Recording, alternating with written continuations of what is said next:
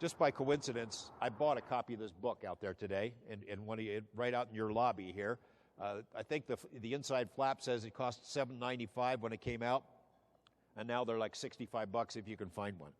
Anyway, this book, including Joseph Hicks' 400 best cases, included daylight saucer sightings, landings, humanoid occupants, close encounters, missing time, and later mutilated animals. Because he was a science teacher in a small town and was high up in the Mormon church for many, many years, Hicks basically knew everyone who lives in the basin, and everyone trusted him, which is why he was able to get them to tell him things they might never admit to an outsider or a smarty-pants reporter like you-know-who. As his students grew into adulthood, they continued to tell him their UFO stories, often in confidence, and there are so many of them to tell. I spent several hours interviewing Mr. Hicks. Couldn't talk him into appearing on camera, at least not yet, but I heard plenty of compelling stories from others about weird things seen in the skies over the basin.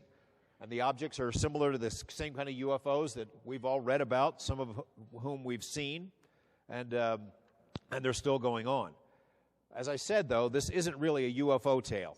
We've all heard these kinds of stories about the craft that have been seen in the basin.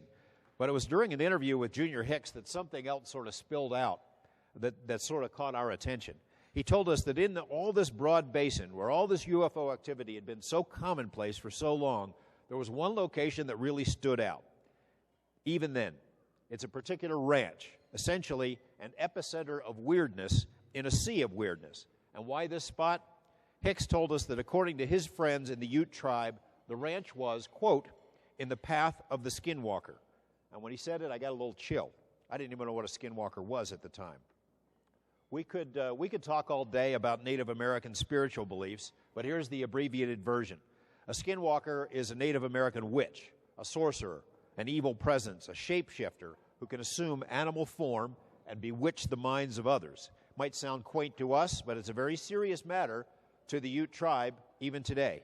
They don't talk about it. They won't mention the name. They don't want to use the term in conversation outside the tribe. And we eventually collected some bone-chilling stories about skinwalkers and their abilities, and it's spooky stuff, whether we take it at face value or not.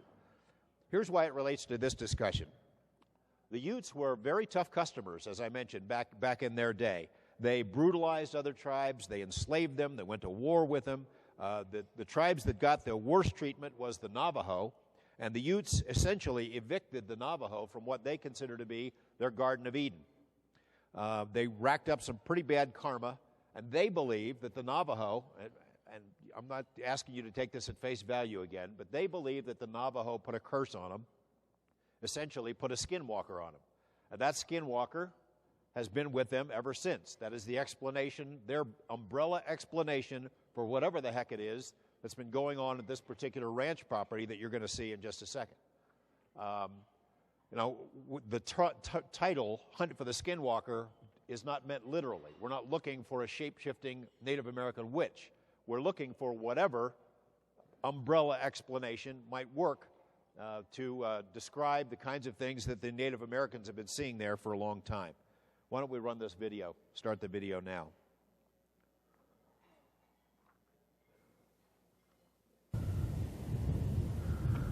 That's the ranch. It's 480 acres, well-watered, a beautiful property. It's surrounded by other similar ranches. In the middle of the picture there, you see a ridge. That's Skinwalker Ridge. It's this giant sandstone ridge that sort of dominates the property.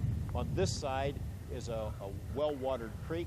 The entire property is well-watered. That's one of the observation posts that was built by NIDS, which I'll tell you about that a little bit later. But it's a beautiful property. In the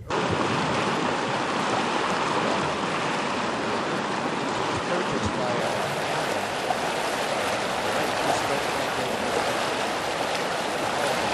for our purposes.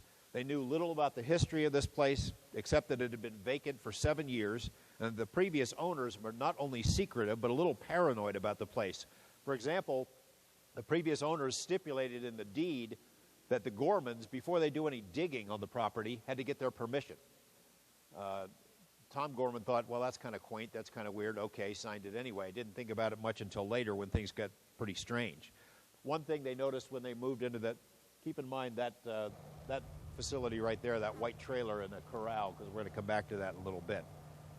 They noticed when they moved into the house that there were thick metal stakes in the ground at both ends of the house, by both of the doors, stakes that had these heavy chains on them, presumably to hang on to big guard dogs that were situated at both doors. And then they noticed that all the doors had bolts on both sides. Not only the doors inside the house, but the doors in bedrooms, closets, things of that sort, as if these people were security crazy. And then an extensive and menu of deeply disturbing things started happening on the property, events that were overt and threatening, possibly dangerous. You know, we'll look at some of the big dramatic events involving UFOs and beings and things like that. But I'll just tell you, it's the little events that really get to me, the little tiny things that raise the goosebumps on my skin. In a nutshell, things started moving around. Inanimate objects somehow become animated. Everyday tools or dishes or possessions seemingly pursued their own agendas. At first, it was simply irritating. Tom Gorman, the dad of the family, was out in the pasture. He's using a post hole digger, sets it right, in front of him, takes a drink of water, wipes his brow, looks around. It's gone. It's gone. They found it 3 weeks later, 75 feet up in a tree, right near where he'd been working. The mom, Ellen, she goes to town. She buys enough groceries for a couple of weeks. She comes back, puts them all on the kitchen table, takes all the groceries out, puts them away in the cabinet, goes into another room for 15, 20 seconds, comes back, all the groceries are back in the bags.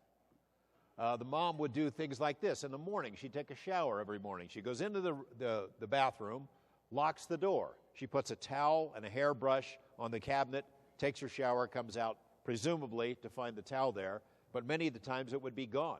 The door's still locked, the towel and the hairbrush are gone. They find them later in odd places, like in a microwave oven or in the freezer. They started seeing shapes and shadows in the house. At night, they'd wake up hearing these heavy footsteps in the hall or the kitchen or right outside their bedroom door. Well, Tom would get up to investigate, nothing there. Large, dark, humanoid figures would appear at their windows and later at the foot of their beds. The family was rattled, to say the least. They started hearing disembodied voices speaking in a language that they did not recognize. Tom and Ellen are out walking at night. They hear these voices. It sounded like they're coming 10, 15 feet above their head, speaking in this language, but in mocking tones, almost like they're laughing at them. So they'd yell back. Voices would be quiet for a minute, and then the laughing starts up again. They couldn't understand the words at all, of course. Again and again, everyday objects like frying pans and spatulas and tools would move, would disappear, reappear, turning up in odd places. On some nights, the entire homestead would be bathed in white light that was coming from above. Other times, it appeared that the beams of light coming right out of the ground, up into the sky. Frequently, the family would hear these loud mechanical noises under their feet, as if there was some kind of like a subterranean steel mill or a railroad operating underground. We've interviewed half a dozen other witnesses who say they've heard the same underground rumblings over the years. They also saw a lot of weird animals. I skipped this story, which I sometimes begin with, but on the first day that they moved onto the property, there's this giant wolf. They're unloading their stuff at the corral, and they look across the pasture, and it's huge. And they're thinking to themselves, we didn't know there were wolves in this area. It starts meandering towards them, kind of shy, sheepish. They're thinking, this must be somebody's pet. It must be domesticized. And it walks right up into the family group, and is sort of rubbing up against them. They remember that it had rained that day, and they remember smelling a wet dog